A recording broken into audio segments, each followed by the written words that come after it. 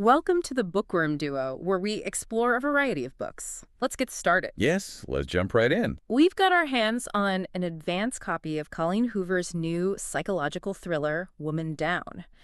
And I'll be honest with you, what starts as a story about a bad case of writer's block spirals into something deeply unsettling. Unsettling is definitely the word for it. Right. It's about how far someone will go for success. Our mission today is to take you on a chronological wild ride through the events of this twisted story. So buckle up, because we are breaking this down in order. Yeah, and we're going to keep it fun and entertaining, even though it's an honestly terrifying look at what happens when the lines between the fiction you create and the reality you live just completely dissolve. It truly is a masterclass in escalating tension. To set the stage for you, we first meet our protagonist, Petra Rose. A massively successful author. Exactly, but right now, she is effectively hiding from the world. Her career is going up in flames thanks to the internet, and specifically a literary gossip podcast called And What Now, readers. Oh, the drama with that is so intense. It really is. You see, Petra's best-selling book, A Terrible Thing, was adapted into a high-budget movie. But the beloved character Caleb, who is the center of this massive, internet-breaking Team Ash versus Team Caleb love triangle, was entirely cut from the film. Which, if you know anything about book fandoms, is basically the unforgivable sin. You do not cut the fan-favorite love interest. Never. At first, Petra tried to play defense, you know. She claimed she had zero creative control over the Hollywood adaptation. But then the internet did what the internet does best. They found the receipts. They absolutely did. Old text messages leaked showing Petra actually agreed with the producer to cut Caleb just to make a quote-unquote stronger film. Her fans feel utterly betrayed, and they are literally burning copies of her books online. What's fascinating here is how quickly a loyal fandom can turn into a digital mob. We see this all the time in real life. One day you're their idol, and the next, you're public enemy number one. It's terrifying. It completely shatters Petra. She's suffering from severe writer's block. Her book sales are plummeting, her mortgage is past due, and she's just desperate. So she flees to a secluded cabin in the woods, hoping that isolating herself will somehow save her career and her house. Right, and you'd think a cabin in the woods is the classic writer's retreat. She's writing romantic suspense, so she's picturing cozy fires, rustic wood, absolute silence. The perfect aesthetic. Yeah, but she arrives to find the owner has just finished a massive remodel. It's now this sterile, modern, tech startup style house. Oh, the polished concrete floors? Yes, concrete floors, harsh lighting, sharp glass tables. The vibes are completely wrong for curing her specific type of writer's block. It just feels cold and unforgiving. And the isolation she was banking on. Completely non-existent. She quickly realizes she has neighbors just down the road. Oh boy, the neighbors. First, she meets the rental host, Louis Longsetter. He's one of those overly cheerful people who immediately drains your social battery. To make matters worse, he proceeds to drag her brand new, pristine, incredibly expensive Rimowa luggage straight across the gravel driveway. I cringed so hard reading that part. Same. And to top it off, he constantly pitches his crazy life to her, genuinely hoping she'll write her next book about him. Okay, let's unpack this. Petra wants total isolation to write her dark, moody thriller. But instead, she gets a sitcom cast of eccentric neighbors who just won't leave her alone. Speaking of which, we have to talk about Louis' wife, Maury. Maury is an absolute trip. She's a 60-year-old actress with bright orange curls, and her specialty is acting in ID channel murder reenactments. Which is such a specific and hilarious detail. Right. She proudly recounts to Petra how she once scored a part because she looked like a crash survivor. Yeah. A role that required her to hang upside down in a suspended car for 8 hours a day. Just casual neighbor small talk? Exactly. And she just shows up unannounced at Petra's door with a tin of brownies. Yeah. Which she clarifies are sadly not the special kind in mimosas. But wait, I have to ask, do you think Petra actually wanted total isolation? Or was she subconsciously looking for a distraction? Because the second she meets these wacky neighbors, she doesn't exactly shut the door in their faces. That is a very fair question. Maury provides this bizarre, highly intrusive comedic relief to Petra's very dark headspace, and Petra kind of just lets it happen. That's a great point. When you are that creatively blocked, part of you craves any excuse not to stare at a blank page. Even if that excuse is an eccentric neighbor offering you day drinking and stories about fake car crashes. Definitely. But the real distraction, the inciting incident that kicks this whole plot into high gear, happens a few nights later. Picture yourself in Petra's shoes for a second. It's 5 in the morning. You're alone in a strange pitch-black cabin in the woods. Suddenly, you are terrified awake by flashing red and blue police lights glaring through your windows, This is a completely jarring way to wake up. followed by a loud, authoritative knock at your door. Petra answers it to find Officer Nathaniel Saint. He's tall, he has this deep, scratchy baritone voice, and she immediately notices he is wearing a wedding ring. He's there to explain the lights. A parole violator named Don William Putman was fleeing from the police, and the chase ended right on the road outside her cabin. Right in front of her place. Facing a return to prison, the man committed suicide in the road. Officer Saint tells her they've secured the scene, and he's just checking the area to see if she knew the victim. Naturally, she didn't. Now, here is the brilliant, slightly twisted part about this book. You would think hearing that a man just ended his life 50 feet from your front door would send you into a panic attack. You'd be purely traumatized. Any normal person would be. But instead, Petra's author brain instantly clicks. Her severe writer's block vanishes on the spot. Why? Because her blocked manuscript features a heroine named Rhea who happens to be having an affair with a married cop named Cam. Talk about convenient timing. Suddenly, Officer Nathaniel Saint is standing in her doorway, acting as the perfect, real-life visual muse for Cam. The second he leaves, she runs straight to her laptop and the words just start pouring out. It's a deeply realistic psychological detail. A horrific, tragic event happens in her front yard, and her writer's first instinct is, wow, great material. It's so dark. It really highlights the bizarre detachment creatives sometimes have from reality. Everything, even a tragedy, is just fodder for the story. Does the trauma make for better art, or does it just make the artist callous? In Petra's case, she doesn't care. She just needs the words to flow. And things escalate so fast from here. Saint leaves his card. Petra texts him the very next day, using the excuse that she wants to pick his brain about police procedure for her book. Classic excuse. He comes over, and the lines between her reality and her fiction begin to blur immediately. They flirt heavily. They discuss the plot of her book, specifically how the protagonist, Rhea, initiates an affair with this married cop, and then he kisses her. Just diving right in. Despite his wedding ring, despite her own better judgment, Petra knowingly becomes the other woman. She steps right into the plot of her own novel. She's drafting her life as she lives it. But then we hit what might be the most terrifying scene in the entire deep dive today. A few nights later, Petra is lying in bed. The power suddenly cuts out, leaving the cabin in absolute darkness. Out of nowhere, a hand wraps around her ankle. Imagine the sheer panic of that moment. A masked figure yanks her off the bed, drags her across the rough carpet, slaps tape over her mouth, and ties her tightly to a chair in the dark. It's a nightmare scenario. She's absolutely paralyzed with fear, listening to this intruder violently rummage through her kitchen, cracking drawers open and throwing things around. It's pure terror. Yeah. But then the front door opens, the intruder seemingly flees into the night, and Saint suddenly appears in the cabin.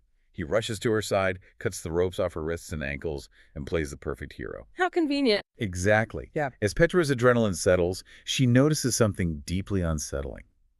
Saint knew exactly how to cut the power to the house. The realization hits her. He orchestrated the entire break-in. He was the masked intruder. Yes.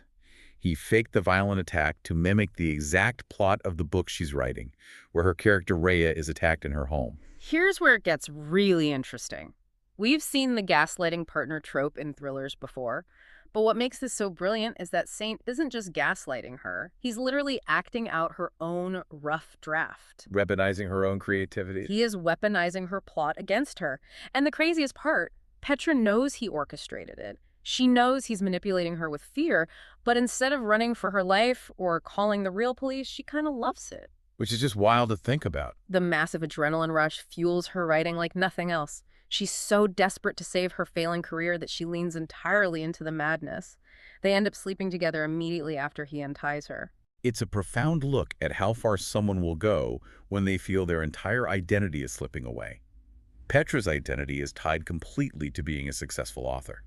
If she loses that, she feels she has nothing. So she trades her safety for inspiration. Precisely. But this dangerous fantasy violently crashes into reality a few days later. Petra is in the cabin, and she gets a surprise visit from her actual husband, Shepard, and her two young daughters, Chloe and Andi. Yes. The readers had absolutely no idea she was married up to this point. It's a massive shock. It totally changes the dynamic. So picture this incredibly tense domestic scene. Shepard is in the kitchen cooking dinner, the kids are on the floor doing a puzzle, and Petra is silently panicking because Saint's scent is literally still lingering in the house. So stressful. Suddenly, a dark, unmarked car pulls up into the driveway. It's Saint. He walks up to the porch in full uniform, acting like a stern, aggressive cop. He knocks on the door and tells Shepard he's investigating a noise complaint about Shepard's parked car. If we connect this to the bigger picture, Saint isn't just a passive muse anymore. He's actively playing the role of the dangerous, jealous, obsessive lover from her manuscript. He's intruding on her real life. He's invading her safe domestic space just to prove he can. He does this purely to show Petra that he has total control over her life, punishing her for never mentioning that she had a husband and kids. The tension on that porch is suffocating. And right as that tension peaks and Shepard is thoroughly confused by this overly aggressive cop, Marie, the eccentric neighbor, literally strolls up the driveway in floral overalls. Of course she does. She's completely oblivious to the silent psychological warfare happening on the porch, cheerfully asking what's going on. Her comedic timing is flawless. It breaks the tension, but adds a whole new layer of panic for Petra, who is terrified Murray is going to casually mention seeing Saint around the cabin. You'd think after a near miss with her husband and kids, Petra would pack her bags, block his number, and run. But the paranoia follows her all the way back home. We'd advance a bit, and Petra is back in Sacramento for her daughter's birthday party. Thinking she's safe. She thinks she has left the madness behind at the lake. But during the party, she slips outside for a moment of quiet and finds Saint's dark car parked right on her street. He tracked her down. Unbelievable. He claims he's there to protect her, telling her she's in danger from her angry readers and he can't leave her unprotected. He's fully leaning into this unhinged protector role. It's deeply creepy. But this is exactly where the facade finally starts to crack. Petra goes back to the cabin to finish her work. She drives to a local gas station near the lake, looking to buy a local newspaper so she can read the official article about the suicide that happened outside her cabin weeks ago. Looking for proof. The clerk, a guy named Bill, is working the counter. And luckily, Louis the neighbor happens to walk in right at that moment, too. Petra asks Bill about the police chase and the suicide on Hunter Trail. And Bill just laughs. He tells her there hasn't been a police chase or a suicide anywhere in that town in years. Her jaw must have hit the floor. Petra is completely stunned. She pulls out her phone and shows Louis a secret selfie she took with Saint, asking if he's a local cop. Louis looks at the photo and casually shatters her reality. Just tears it all down. He confirms that not only is Saint not a local cop, but they don't even have detectives in their small town. Bill chimes in and says he recognizes the guy from the photo. He's just some guy staying in one of the short-term rentals down the road. Petra's entire world drops out from under her. She speeds over to Mari's house, banging on the door and demanding answers, and Mari hilariously and shamelessly confesses everything. She doesn't hold back at all. Mari says that on the night of the supposed suicide, she saw the lights and went out to investigate. She literally caught Saint out in the middle of the road, setting up fake police lights. There were no real cops, there was no dead body. It was all a set piece. Saint paid Mari off to keep her mouth shut. He told her it was an elaborate prank to give Petra inspiration for her writing, and Mari, being a working actress who takes literally any job that pays, gladly took the cash and played along. It's a devastating betrayal, wrapped in a deeply dark comedy. Petra rushes back to her cabin and dives into the internet. She does a deep background check. She quickly discovers that Nathaniel Saint does not exist. No surprise there. Through some internet sleuthing, she finds a LinkedIn profile matching his photo. His real name is Eric Merrill Kingston. He's not a cop, he's a Hollywood screenwriter. And just as she figures this out, Eric, the man she thought was Saint, shows up at the cabin. Petra confronts him, screaming that she knows he lied about everything. He drops the cop act entirely. The mask comes off. He corners her in the bedroom. When she tries to reach for her phone to dial 911, he violently yanks it out of her hand and throws it against the wall, shattering it. And then he chillingly reveals the absolute depth of his stalking. This part gave me chills. He tells her he's been watching all of her live videos online, taking detailed notes on what she likes, what she hates, and what she writes about. He tells her he manipulated her and put her through all of this terror simply because it's what she wanted. He claims she practically asked for this exact experience so she could write her book. It is a terrifying justification of abuse. He's telling her, you write about this darkness, you profit off this darkness, so I just gave you what you ordered. Blaming the victim? Entirely. Petra manages to narrowly escape the cabin. She grabs her laptop and a suitcase, dashes out into the pouring rain, and speeds away in her car, sobbing uncontrollably. So what does this all mean? Petra's life is in absolute shambles. She cheated on her husband with a psychotic screenwriter who faked a suicide and a kidnapping just to mess with her. She feels completely broken. She hit rock bottom. She's essentially a woman down, which she realizes, in a grimly ironic twist, is the perfect new title for her manuscript. She is consumed by guilt and fear, but she finally has her book. Which brings us to the climax of the story. We jump forward 2 years. We arrive at the release day of her completed novel, Woman Down. Petra is at a massive bookstore in New York, doing her first live Q&A with readers since the terrible movie backlash we talked about at the beginning. A huge moment for her career comeback. Her best friend, Nora, is backstage supporting her.